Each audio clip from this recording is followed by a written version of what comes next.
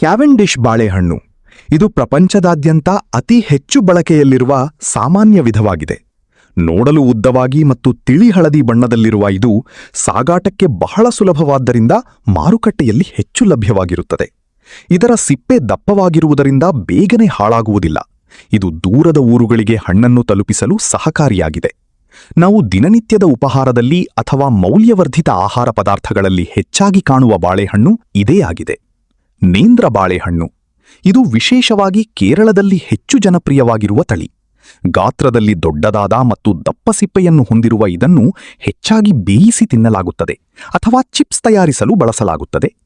ಇದರಲ್ಲಿರುವ ಪಿಷ್ಟದ ಅಂಶವು ಇತರ ಹಣ್ಣುಗಳಿಗಿಂತ ಹೆಚ್ಚಾಗಿರುವುದರಿಂದ ಇದನ್ನು ನೇರವಾಗಿ ತಿನ್ನುವುದಕ್ಕಿಂತ ಅಡುಗೆಯಲ್ಲಿ ಬಳಸಿ ಸವಿಯುವುದು ಹೆಚ್ಚು ರುಚಿಕರವಾಗಿರುತ್ತದೆ.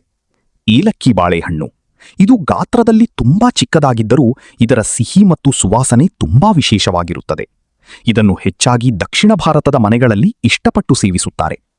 ತೆಳುವಾದ ಸಿಪ್ಪೆಯನ್ನು ಹೊಂದಿರುವ ಈ ಬಾಳೆಹಣ್ಣು ನೈಸರ್ಗಿಕವಾಗಿ ಸಿಹಿಯಾಗಿರುತ್ತದೆ ಮತ್ತು ಸುಲಭವಾಗಿ ಜೀರ್ಣವಾಗುವ ಗುಣವನ್ನು ಹೊಂದಿರುವುದರಿಂದ ಇದನ್ನು ಮಕ್ಕಳಿಗೆ ನೀಡಲು ಉತ್ತಮವೆಂದು ಪರಿಗಣಿಸಲಾಗುತ್ತದೆ. ಪಚ್ಚಬಾಳೆ ಹಣ್ಣಾದ ಮೇಲೂ ತನ್ನ ಹಸುರು ಬಣ್ಣವನ್ನು ಉಳಿಸಿಕೊಳ್ಳುವ ಈ ಬಾಳೆಹಣ್ಣು ವಿಭಿನ್ನವಾದ ನೋಟವನ್ನು ಹೊಂದಿದೆ. ಇದು ಮಾಗಿದ ನಂತರ ಕೂಡ ಸ್ವಲ್ಪ ಗಟ್ಟಿಯಾದ ತಿರುಳನ್ನು ಹೊಂದಿರುತ್ತದೆ. ಕಾಯಿ ಇರುವಾಗ ಅಡುಗೆಗಳಲ್ಲಿ ಬಳಸಿದರೆ ಹಣ್ಣಾದ ಮೇಲೆ ಇದನ್ನು ನೇರವಾಗಿ ತಿನ್ನಲು ಬಳಸಲಾಗುತ್ತದೆ. ಕಣ್ಣಿಗೆ ಕಾಣುವ ಬಣ್ಣಕ್ಕಿಂತ ಒಳಗಿನ ಸಿಹಿ ಮತ್ತು ವಿಶಿಷ್ಟವಾದ ರುಚಿ ಇಲ್ಲಿ ಮುಖ್ಯವಾಗುತ್ತದೆ. ಮೈಸೂರು ಬಾಳೆಹಣ್ಣು ಕರ್ನಾಟಕದ ಮೈಸೂರು ಮತ್ತು ಸುತ್ತಮುತ್ತಲ ಪ್ರದೇಶಗಳಲ್ಲಿ ಬೆಳೆಯುವ ಇದು ತನ್ನದೇ ಆದ ವಿಶಿಷ್ಟವಾದ ಹುಳಿ ಮತ್ತು ಸಿಹಿಯ ಮಿಶ್ರಣವನ್ನು ಹೊಂದಿದೆ. ತೆಳುವಾದ ಸಿಪ್ಪೆ ಮತ್ತು ತಿಳಿ ಹಳದಿ ಬಣ್ಣದ ಈ ಬಾಳೆಹಣ್ಣು ಸ್ಥಳೀಯ ಮಾರುಕಟ್ಟೆಯಲ್ಲಿ ಹೆಚ್ಚು ಬೇಡಿಕೆಯನ್ನು ಹೊಂದಿದೆ.